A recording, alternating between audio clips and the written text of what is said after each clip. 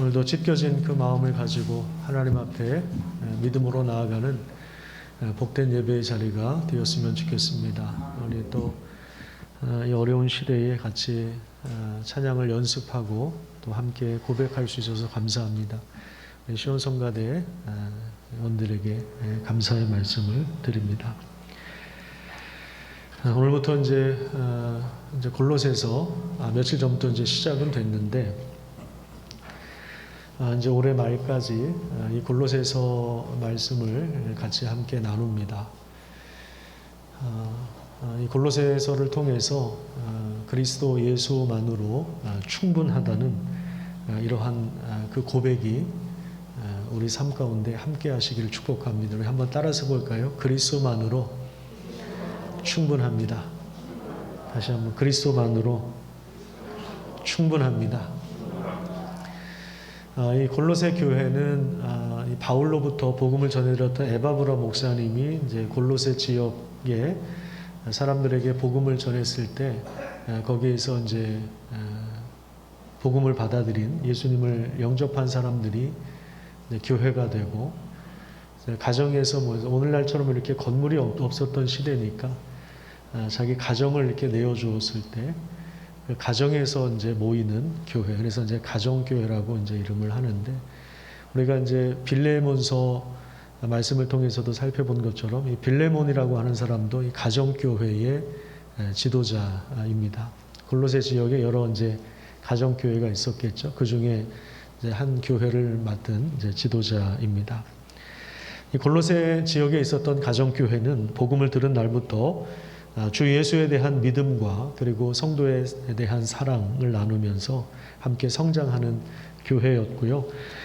또 6절에 보시면 이 복음, 이 하나님의 은혜를 깨달은 날부터 너희 중에서와 같이 온 천하에서도 온 세상에서도 열매를 맺어 자라는도다. 자, 이렇게 말씀하고 있습니다. 그래서 바울이 골로새 교회를 생각할 때마다 감동이 되고 또 기뻐했고 또 그들을 위해서 기도하는 일을 멈추지 않았습니다. 하지만 이 골로새 교회를 위협하는 어려움이 있었는데 그리스도가 여러 신들 중에 하나라고 하는 어떤 이런 그 문화적인 압력, 그리고 헛된 속임수와 철학 사조, 그리고 어떤 특별한 지식, 영적인 지식, 영지주의라고 하는데요. 영지주의자들의 위협과 특별한 체험을 강조하는 이단과 이단 비슷한 세력들에 의해서 미혹을 받고 있었습니다. 그래서 바울은 그리스도가 누구신지를 전하고 그리고 그리스도만으로 충분하다는 사실, 그리고 그리스도를 통해서 새로운 생명을 얻은 자들이 이제 어떻게 삶을 살아가야 될 것인가. 이건 이제 3장과 4장에 집중해서 나오고 있는데 그것을 이제 보여주는 책입니다. 그래서 우리가 골로새서를 읽으면서 마음 깊이 새겨야 할 주제는 바로 이것입니다. 그리스도만으로 충분하다는 것입니다. 다시 한번 따라서 해보겠습니다. 그리스도만으로 충분하다. 마이크는 마음에 안 들지만 그리스도만으로 충분한 삶을 살아갈 수 있습니다. 그래서 며칠 안 남은 올 한 해 이제 골로새서 말씀을 깊이 묵상하는 가운데 우리 삶을 돌아보면서 우리도 그리스도만으로 충분합니다. 이런 고백을 함께 나누기를 축복합니다. 그리스도라고 하는 말은 이제 다른 말로 하면 메시아라고 하는 말입니다. 예수 그리스도라고 하는 이 말은 예수 메시아 이런 말인데요. 메시아는 구원자의 뜻을 가지고 있죠. 자, 그렇다면 예수가 구원자이신데 구원이라고 하는 것은 이제 구체적으로 무엇을 의미합니까? 오늘 본문 13절과 14절에 보시면 그가 우리를 흑암의 권세에서 건져내셔서 그의 사랑의 아들의 나라로 옮기셨다. 이렇게 말씀하고 있습니다. 자, 무슨 얘기냐면 구원을 받았다라고 하는 이 말은 우리 소속이 바뀌었다. 이런 것을 의미합니다. 구원받기 전에 인간은 어둠의 권세, 사탄의 권세 아래에 사로잡혀 있었습니다. 하지만 이제 하나님께서 우리를 그리스도 안에서 흑암의 권세에서 건져내 주시고 그의 사랑하는 아들의 나라, 그리스도의 나라로 옮겨 주셨습니다. 이동이 일어난 거죠. 그래서 전에는 흑암의 권세 아래 있었지만 이제는 하나님이 우리를 다스리십니다. 하나님께서 우리를 다스린다라고 하는 이 말은 우리의 왕이 바로 하나님이시고 하나님이 우리의 주인이시다라고 하는 그러한 말입니다. 이것을 이제 구체적으로 보여주는 예가 있는데 삭개오입니다. 성경에 여러 가지 예가 나오지만 여러분들이 잘 아는 삭개오의 예를 들어서 구원이란 무엇인가 하는 부분들을 한 번 더 설명을 드리겠습니다. 누가복음 19장에 보면 삭개오가 이제 예수님을 영접하는 이야기가 나오죠. 삭개오는 로마가 다스리던 그 시대의 세리장이었는데요. 우리식으로 말하면 이제 친일파이고 매국노라고 할 수 있습니다. 로마에 붙어서 동족의 피를 빨아먹고 그 대가로 막대한 부를 형성했던 사람입니다. 재산이 늘어났지만 부자가 되었지만 그의 마음속에는 허전함이 있었습니다. 어느 날 예수님께서 자기 동네를 지나가신다는 소식을 듣고 나무 위로 올라가 있었는데 예수님께서 자기 앞에 오셔서 삭개오야 내려오너라 이렇게 말씀하십니다. 예수님은 삭개오 집에서 하룻밤을 보낼 것이라고 하십니다. 매국노인 사람, 유대인들에게 손가락질 받는 삭개오 입장에서 먼저 유대인 남성을 자기 집에 초대하는 것은 거의 상상도 못할 일이었습니다. 그런데 오히려 예수님이 먼저 삭개오야, 한 번도 만난 적이 없는데 자기 이름을 부르면서 삭개오야 내려와라. 내가 오늘 너의 집에서 하룻밤 머물겠다. 이렇게 말씀하셨습니다. 그래서 삭개오는 즐거워하면서 예수님을 영접했습니다. 그러니까 주변에 있던 사람들이 비난하고 수군거리고 막 악성 댓글을 남겼습니다. 그런데 예수님은 오늘 이 집에 구원이 이르렀다 이렇게 말씀하고 있는데요. 여기서 구원이라고 하는 이 말은 나중에 죽어서 가는 천국을 말하는 것이 아니라 지금 이 순간 이 삭개오가 또 그의 가족은 하나님 나라에 속해 있고 왕이신 하나님의 다스림을 받는 하나님의 백성들이 되었다는 것을 의미합니다. 이 사람도 아브라함의 자손이로다. 이런 말도 바로 그런 뜻이에요. 아브라함의 자손이라고 하는 말은 믿음을 가지고 그래서 하나님의 자녀가 된 사람들, 하나님 나라의 백성들 이런 뜻을 가지고 있는 것입니다. 그래서 예수님은 삭개오를 먼저 찾아오셨고 삭개오는 예수님을 영접했고 예수님은 그를 구원하셨고 하나님 나라 백성으로 그를 받아주셨습니다. 이것을 이제 골로새서 1장 13절의 표현을 빌리자면 사탄의 권세에서 사랑하는 아들의 나라로 옮겨주신 것입니다. 삭개오 입장에서 볼 때는 주인이 바뀐 것이고 소속이 바뀐 것이죠. 그래서 삭개오는 재산의 절반을 내놓겠다고 하면서 내가 불의한 방식으로 모은 것도 다 내놓겠습니다. 4배 이상 갚겠습니다. 그렇게 이야기하는데 그 이유가 무엇이겠습니까? 소속이 바뀌었기 때문에, 신분이 바뀌었기 때문에.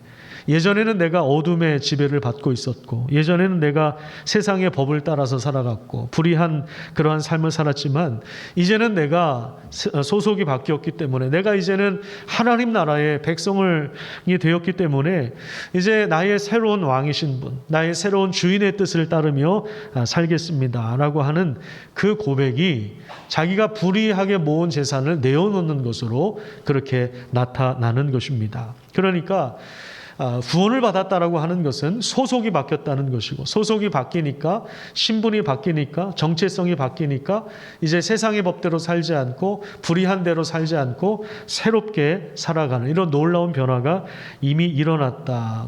이것을 인식하는 거죠. 믿음의 사람들 이걸 인식하고 있습니다. 단지 그냥 주일날 예배드리러 나오고 그냥 성경 읽고 이 정도가 아니라 우리의 삶이 근본적으로 지금 뭔가가 바뀌었다라고 하는 것을 인식하는 것입니다.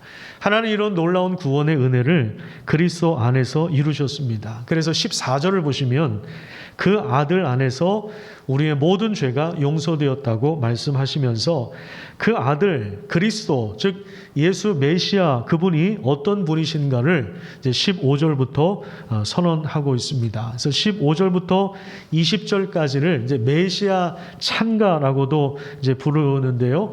이 초대교회 성도들은 이 가사에 곡을 붙여서 지속적으로 찬양을 부르면서 고난을 견디고 그리스도만으로 충분한 삶을 살았습니다. 이 메시아 찬가의 내용을 우리 세번역 성경으로 같이 한번 읽도록 하겠습니다. 우리 화면을 보면서 같이 한번 읽어보시죠. 자, 시작.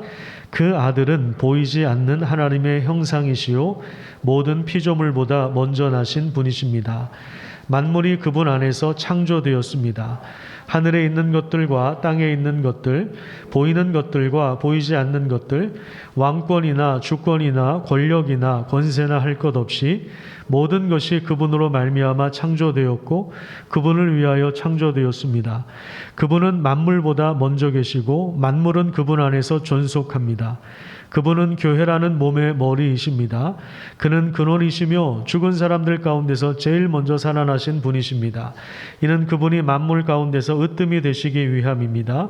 하나님께서는 그분의 안에 모든 충만함을 머무르게 하시기를 기뻐하시고 그분의 십자가의 피로 평화를 이루셔서 그분으로 말미암아 만물을 곧 땅에 있는 것들이나 하늘에 있는 것들이나 다 자기와 기꺼이 화해시켰습니다. 자, 초대교회 성도들이 여러 가지 고난과 박해와 어려움 속에서 이 노래를 계속 부르기 시작했던 것입니다. 안타깝게도 이 어떤 멜로디인지는 우리에게 지금 알려져 있지는 않지만 이 가사 그대로 여기 곡을 붙여서 이렇게 성도들이 계속해서 노래했던 이 메시아 찬가 그리스도를 송축하는 그러한 내용입니다. 하나님께서 자신의 사랑하는 아들의 나라로 우리를 옮겨주신 것이 구원이라고 했는데 그러면 그 아들 예수 그리스도는 도대체 어떤 분이신가 하는 것을 이 본문에서 잘 보여주고 있는데요. 15절 말씀해 보시면 예수님은 보이지 않는 하나님의 형상이라고 말씀하고 있습니다. 여기 이제 형상이라고 하는 이 단어는 안에 있는 본질을 밖으로 반영하는 것을 말합니다. 하나님은 영이시기 때문에 아무도 볼 수 없고 보이지 않는 분입니다. 하지만 아들 예수 그리스도께서 하나님의 본질을 드러내셨습니다. 우리가 이제 내년 1월부터는 요한복음 묵상을 시작하는데 이 부분을 조금 더 그때 자세하게 다룰 예정입니다. 자, 그렇다면 예수 메시아는 하나님의 어떠한 본질을 드러내셨습니까? 첫 번째로 예수님은 만물을 창조하시며 유지하시는 권위자로서 하나님의 그 창조주, 하나님의 특별한 그 권세와 통치자로서의 능력을 드러내셨습니다. 예수님은 모든 만물보다 먼저 나신 분이고 먼저 계신 분입니다. 만물이 예수님 안에서 창조되었고 예수님을 통해서 창조되었고 예수님을 위해서 창조되었습니다. 그래서 하늘에 있는 것이나 땅에 있는 것, 그 다음에 우리 눈에 보이는 것과 보이지 않는 미생물, 모든 광물, 하늘 위에 하늘, 우리 눈에 보이는 하늘이 있지만 그 하늘 위에 하늘의 영역은 또 안 보이잖아요. 은하계의 수많은 그 별들, 바다 깊은 곳에 존재하는 모든 그 생물들, 또 모든 왕권과 주권과 권력과 권세라고 되어 있는데 이것은 눈에 보이는 세상의 모든 왕들과 이제 조직들도 포함을 하지만 어둠과 영적인 세력들까지도 포함하고 있습니다. 이 모든 것이 예수님으로 말미암아 창조되었고 예수님을 위하여 창조된 것입니다. 즉 요약하면요, 예수님은 모든 만물을 창조하시고 모든 만물의 근원이 되시고 창조하신 그 모든 만물을 유지하는 통치자이며 그 통치자로서의 권위와 권세를 드러내셨다 이 말입니다. 하나님께서 가지고 계신 우주적인 이 통치권과 창조의 능력과 만물을 다스리는 그 권위와 능력을 예수 그리스도께서 다 드러내신 것입니다. 그러니까 예수님은 하나님보다 좀 낮은 존재가 아니라 하나님과 동등이시며 하나님의 본체로서 보이지 않는 하나님의 형상을 우리에게 드러내 주시는 분이십니다. 그래서 예수님은 하나님의 창조를 직접 실행하시고 만물보다 먼저 계신 자로서의 권위를 가지고 창조하신 이 세상을 아름답고 조화로운 곳으로 그리고 질서 있게 운행하시면서 그래서 우리 인간이 숨을 쉬고 살아갈 수 있도록 그렇게 역사하십니다. 예를 들면 낮과 밤 그리고 사계절과 바다의 경계와 또 비와 바람과 모든 것을 주관하시고 농작물 또 생태계 이걸 유지하게 하셔서 인간이 살아갈 수 있도록 하나님께서 예수 그리스도께서 지금도 만물을 붙들고 계시는 것입니다. 17절에 보시면 그 만물보다 먼저 계셨다라고 하는 것, 그 다음에 만물이 그 안에 함께 섰다라고 하는 것은요, 만물을 유지하고 계신다, 붙들고 계신다. 만물이 보존되도록 우리 인간이 호흡하며 살아가도록 지금 그리스도께서 붙들고 계신다 이 말이에요. 바다를 가면 좀 신기하지 않습니까? 왜 바다가 넘어오지 않나? 바다가 왜 땅을 침범하지 않나? 좀 신기하지 않습니까? 하나님께서 명령하셨기 때문에, 그리스도께서 그것을 붙잡고 계시기 때문에, 만물이 유지되도록 그것을 질서를 지금도 부여하고 계시기 때문에 우리 인간이 이렇게 이제 편안하게 살 수가 있는 것입니다. 그러니까 예수님은 단순히 우리 죄만 용서해 주신 분이 아닙니다. 창조주의 권위와 통치자의 권위로 이 만물과 함께 서 계신 것입니다. 스데반이 복음을 전하다가 돌에 맞아 죽을 때 무슨 장면 하나를 봤죠. 사도행전 7장 55절에 보면 하나님의 영광과 및 예수께서 하나님 우편에 서신 것을 보고 이렇게 말씀하고 있는데, 하나님 우편이라고 하는 것은 장소적인 의미가 아닙니다. 오른쪽 왼쪽 그 방향을 말하는 것이 아니라 창조주이며 통치자의 그 권세, 하늘과 땅의 모든 권세자라고 하는 말이에요. 그분이 서 계셔서 자기 때문에 지금 고통을 당하고 있는, 얼마나 고통스럽겠습니까? 축구공에 맞아도 아픈데 돌에 맞아 보신 분이 계십니까? 돌에 맞아 죽을 정도면 얼마나 맞았겠습니까? 한 10번 맞았을까요? 20번 맞았을까요? 맞을 때마다 얼마나 고통스러웠겠습니까? 그런 상황 속에서 하나님이 분명하게 보여주신 것이 뭐냐면, 창조주의 권위로 하늘과 땅의 권세를 가지고 만물을 붙잡고 계시는 그 그리스도의 영광을 본 것입니다. 스데반이 그것을 본 것이죠. 그분이 거기에 서 계셨던 것입니다. 그래서 예수님은 어떤 분이시냐?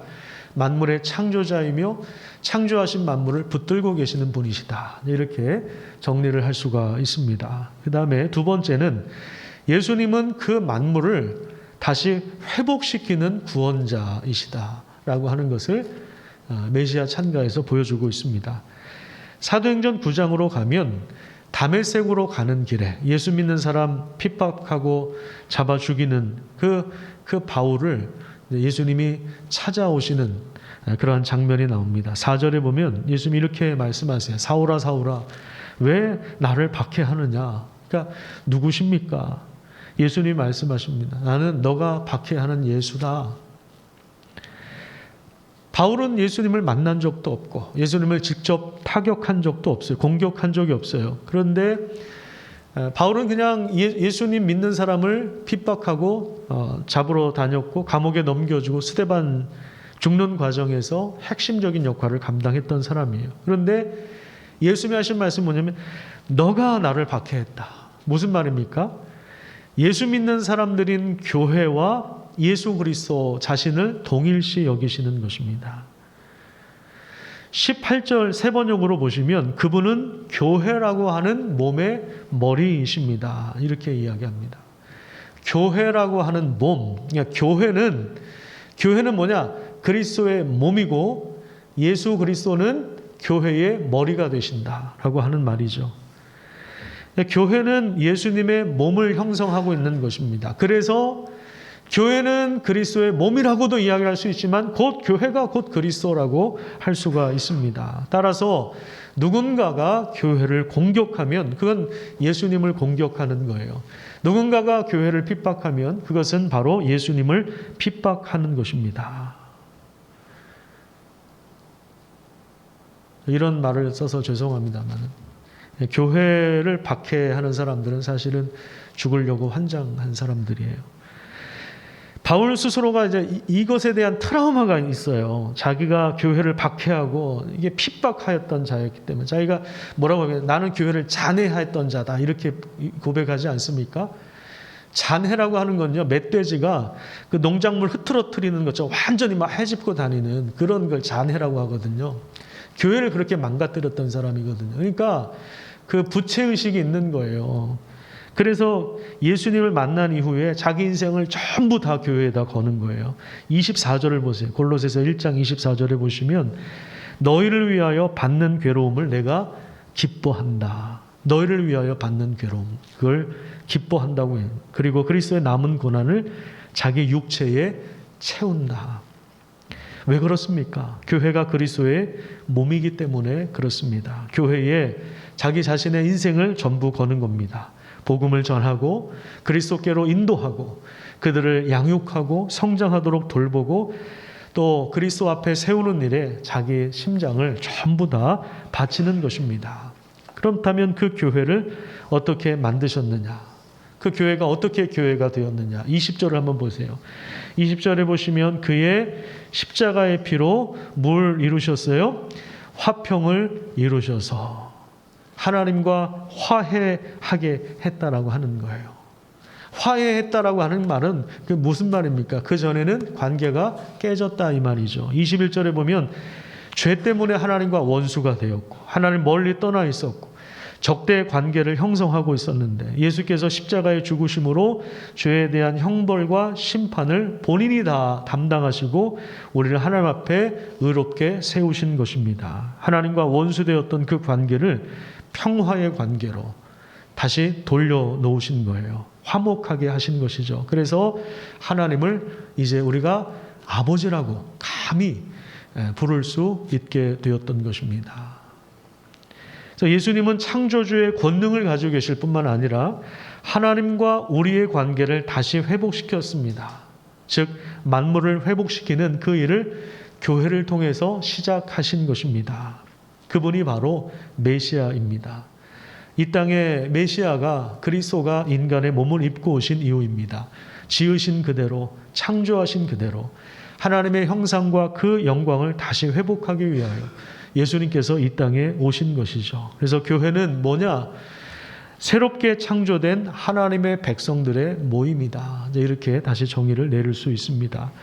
예수께서 우리 삶의 전 과정을 통해서 우리를 하나님 앞에 의롭고 거룩한 존재로 흠이 없고 책망할 것이 없는 그런 존재로 우리를 세우시는 것입니다.